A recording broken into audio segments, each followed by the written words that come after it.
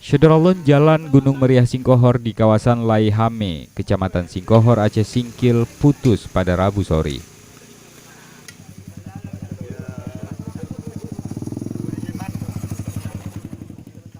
Kondisi itu menyebabkan transportasi dari dua arah lumpuh total. Bahkan rombongan ibu-ibu pejabat Aceh Singkil yang baru pulang melakukan kunjungan kerja bersama Bupati Aceh Singkil Dul Musrid ke Kota Baharu ikut terjebak di lokasi. Jalan yang putus berupa jembatan kecil dengan panjang 3 meter yang diperkirakan akibat naiknya volume air dan mengikis pondasi jembatan. Camat Singkohor, Riki Yodiska, diminta segera memperbaiki dengan harapan lintasan itu kembali bisa dilintasi seperti sedia kala. Dari Singkil, Dedi Rosadi, Serambi On TV.